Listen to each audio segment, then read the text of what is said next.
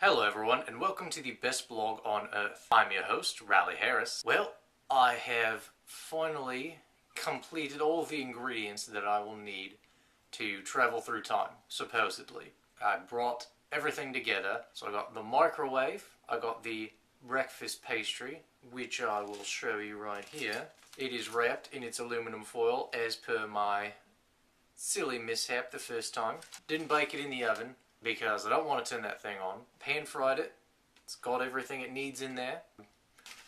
Had to use a bit of squab because the squirrel meat was not very plentiful, but I don't think that will really matter. Make sure the shiny side is out. So what I'm going to do is I'm going to put the pastry into the microwave. I decided that I was missing the aluminum foil wrap, which was silly because you think that would be the most notable thing of the original room and of the original time travel. But, silly me, I forgot about it. So I ended up wrapping everything in here with aluminum foil. I decided to also give myself some protective gear because I do not know whether the stray arcs of lightning or electricity will destroy my brain, and ultimately I don't know if this will help, but if I'm wearing it, it feels like I'm doing something. So that's nice. It is rather hot though.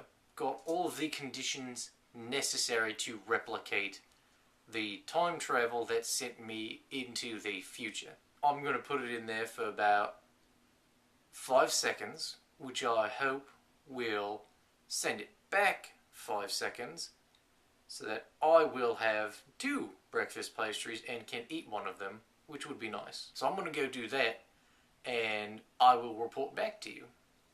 Yeah, something weird happened. The pastry did disappear, but I don't know where it went. I was hoping to send it back, which would then indicate that I could be sent back. I can't really find it, which means if I was sent through this time machine, I would not be able to find me, which is not good, because I want to know where I'm going, and I want to know if I'm going to get there alive. I'm going to keep at it though, because that was one of many pastries, and I'm going to see if I can find a way to make the results consistent. I will report back to you on my findings. Okay, I have done it. Originally, when I was sent forward through time, I put the pastry in the microwave for about, I don't know, 5 minutes, something like that, and I turned it on. Guess what came back to me? This pastry reappeared, I want to say 5-10 minutes into the future, and I'm going to start expecting a lot of other pastries, which is going to be fantastic. The whole point is, when I put these in the time machine, it sends them forward through time. What I have to do is find a way to send them backward through time. I'll report back to you on my findings. Okay, so, as some of you may have noticed, that despite replicating the original parameters of the first time travel incident, I myself have not been transported through time.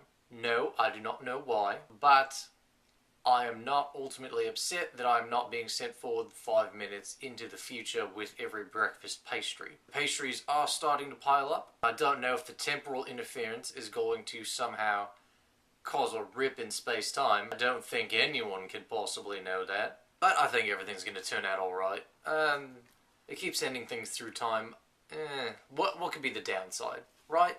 As I mentioned earlier, myself not traveling through time as of yet. I've thought of a way to stop the virus without having me travel through time. What I've done is I've taken a USB and I've stuck it inside one of the breakfast pastries.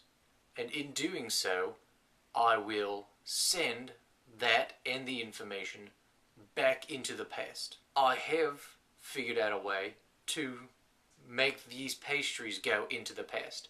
Instead of using the cook, I'm going to use the defrost. I'm going to set it to defrost for about 25 minutes. I think that'll get it there.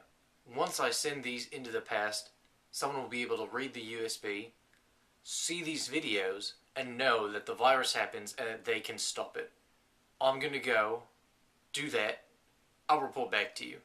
Hi everyone. Yeah, the experiment was a success. I was able to once again send the pastry through time, this time with the USB located inside, which is the most important part, because I don't think someone getting a breakfast pastry in the past will be enough for them to know that the virus is going to happen. Although it would be a wonderful surprise. Free breakfast pastry. Who wouldn't want that? After the 25 minutes of defrost, I may have destroyed a lot of microwaves, which is not necessarily a bad thing. I can always find more, but I'm kind of run through my supply. What do you know? You put something with aluminum foil in it in the microwave, it's going to destroy a lot of them. And it has. It has, yeah. So on the plus side, I have actually finally managed to save all of your lives. Downside is I am still stuck in the future, which may or may not be a parallel future now that you are all alive, which is fantastic. And Mum, if you're watching, love you. That hasn't changed despite me being in a different future. Now all I need to do is build a chamber that is a bigger microwave and then put myself in it wrapped in aluminum foil. I don't know how long that's going to take me. It took me a long time to wrap everything in here with aluminum foil. I can only assume building a large microwave is going to use up some of my spare time. But you know what? I think the past is going to be worth it.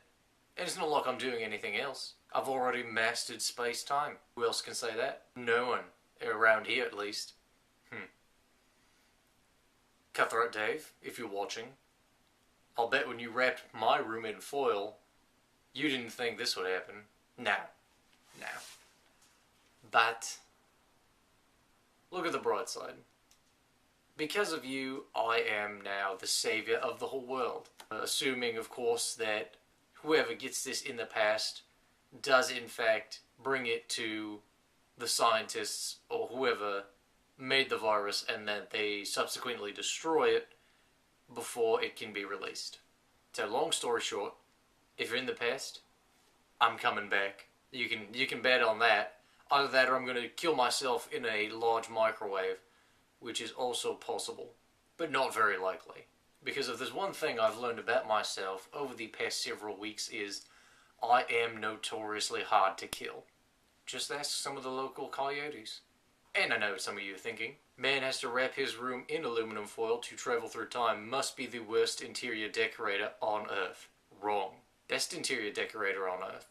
That is going to do it for this week's episode. Let's end with our Australian fact of the week. Brisbane is the capital of Queensland. Thank you all for watching. Tune in next time.